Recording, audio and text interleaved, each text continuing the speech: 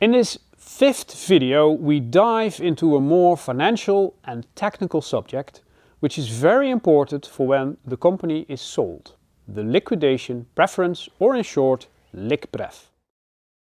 The liqupref is an arrangement with regard to dividing of the proceeds of an exit among the shareholders. There are quite some variants of the liqupref, as it usually consists out of 4 parts. Interest rate, participating or non-participating, multiple, convertible or non-convertible.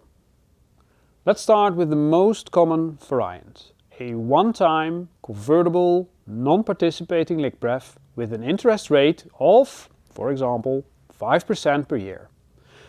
This means that when the company is sold, then the investor has the first preferenced right to get paid back the total invested amount one time, including the interest rate. So for example, an investor has invested 100k 1 year ago and now the company is sold for 200k. Regardless of the percentage that the investor has, it will receive 100k plus 5k interest from these proceeds. Non-participating means that the remaining 95k is divided pro rata amongst the remaining shareholders. The investor does not participate in these proceeds. Hence, participating would mean that the investor does participate in these proceeds. So if the shareholder had 10% of the shares, then next to the 105k, it also gets 9.5k, 10% of the 95k, of the remaining proceeds. A participating liqupref, however, is highly uncommon. The multiple refers to the one time in the line, one time non-participating liqupref. And this is the multiple that the shareholder gets on his investment on exit. So in the earlier 200k exit example, a two-time liqupref would mean that all 200k proceeds go to the preference shareholder and the other common shareholders get nothing. A multiple higher than 1 is also uncommon.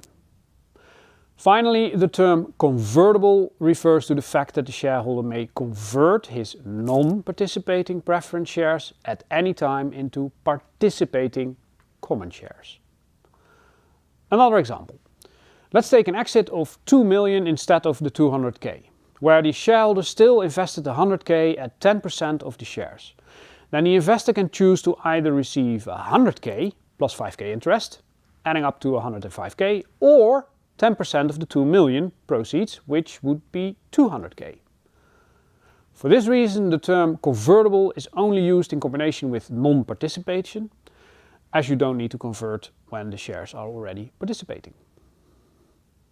As you can derive from the above examples, liquprefs can have a huge impact on what you get as a founder. If it's a huge successful exit, then most likely the impact is limited. If it's a moderate exit, you can feel quite some pain of this clause, and when it's a marginal exit, you most likely end up with nothing. To make this more clear, let's go through one final example. First, the company is founded. Cap table looks like this. The founders each get 40% of the shares, T&O gets 20%. Next, an investor invests 1 million euros at a pre-money valuation of 3 million euros. This changes the cap table to this. Investor A gets 250,000 shares, making 25% of the total stock. The investor also negotiated a participating liqupref with a multiple of 2.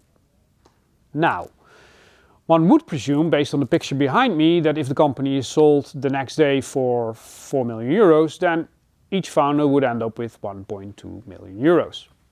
But because investor A has negotiated a 2 times participating liqupref, the outcome is quite differently. Let's see.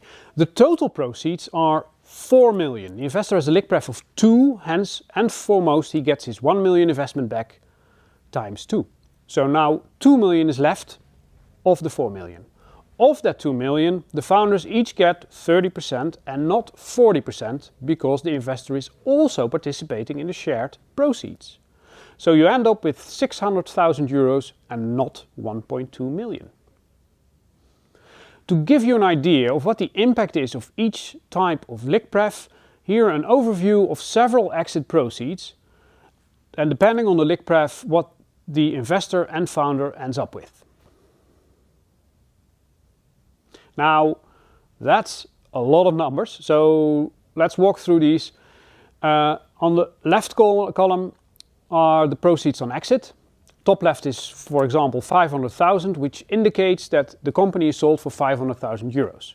In the columns to the right, you can see how much the investor gets and how much the founder gets, depending on the chosen liquidation. In the boxes below, you can see the actual percentage everyone gets of those proceeds. So in case of the 500,000, the investor gets everything and the founders nothing. Regardless of the liquidation, In case of 4 million and a participating liquidation, the founder gets 23% of the proceeds, or 900,000 euros. You can also see that if the exit is big enough, the chosen liquidation has no longer a noticeable effect on everyone's proceeds. The liquidation mostly functions for exits that are low or moderate.